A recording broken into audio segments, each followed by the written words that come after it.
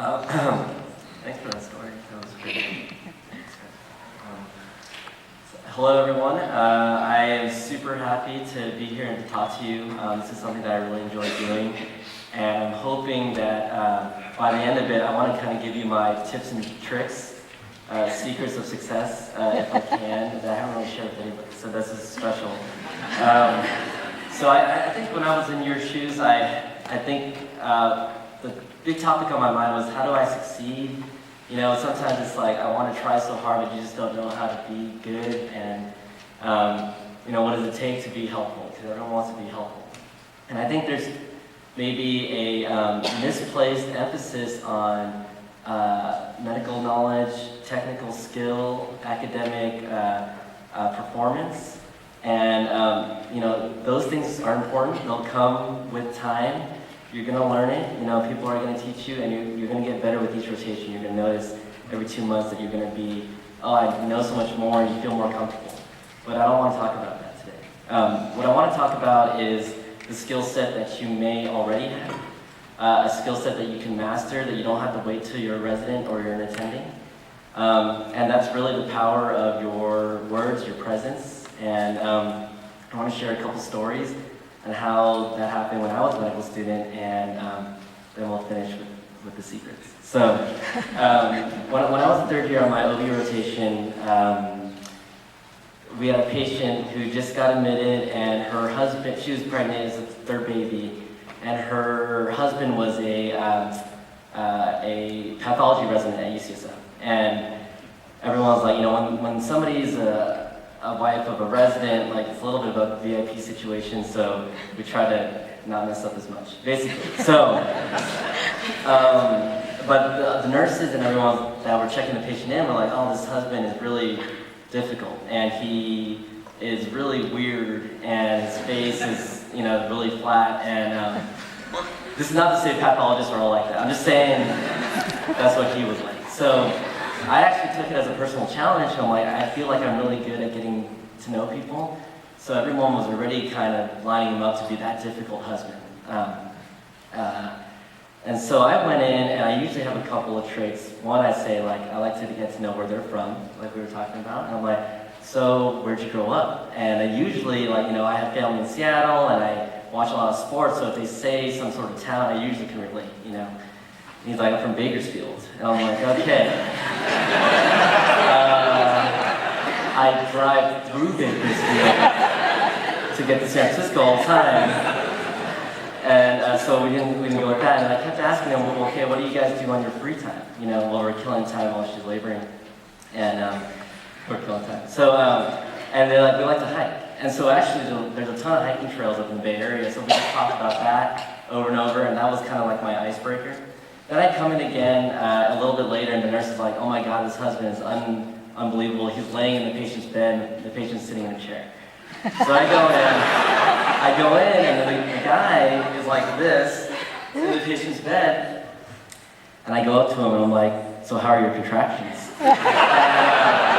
And he actually, I got him, because he actually cracked a smile. And so that was, the rest of the time actually ended up, the tension was lifted, and everybody, you know, got warmed up to him, he got warmed up to us. And by the end of it, she delivered, it was fine. And I actually saw him again, that was my third year, but my fourth year I saw him again because I was on a heme elective, and he was the pathology resident reading the slides with us. And so I asked him how his wife was and everything, and it was really pleasant. And so what would have turned into that, you know, really difficult husband ended up being really positive for everyone. And so I felt like, you know, just being that third year that didn't know anything, I didn't do any part of the delivery or anything, but it was, I definitely feel like her birthing experience was massively more positive than it would have been if everybody walked in with this guard against this husband who later, you know, liked that. The other story I want to tell is when I was a fourth year, I was doing an away rotation at Stanford, and we were at a family planning clinic. And one of the residents was doing a DNC, dilation curettage for an unwanted pregnancy, and this very young lady, she was a sophomore in high school. And I asked the attending, could I come watch? And they're like, oh, it's a really sensitive situation, but I think it's okay. So we walk in, and the room is actually very, you know, This is the first time I've ever seen something like that, and it was everyone was obviously very serious. And the thing about her positioning was that she was able to watch the procedure happen. So she was able to see the instruments, the speculum, everything, and was watching it horrified. And the resident, my chief, was having a really hard time because she wasn't sitting still. This is not done under general anesthesia. You're able she's awake the whole time. And so she was having a really hard time and struggling, couldn't see it. Her legs weren't in the proper position. So I went up and I noticed that she had a team sweater or jacket on. And so I asked her if that was like a sports team at her school. She's like, yeah. I'm like, what do you play? She said, basketball. And I am a big basketball fan. And asked her what position she played, and she said 2, shooting guard. And it still happens that my favorite basketball player in the world, Kobe Bryant. Anybody? We're coming back. Okay. I'm like, oh yeah, and I always talked to her the whole time. Like, oh, I used to play point guard. What I didn't tell her was that I was so short, no one guarded me. But we talked about basketball the whole time, and distracted her. And I talked about how Kobe had just released, she was junior varsity, trying out for varsity next year.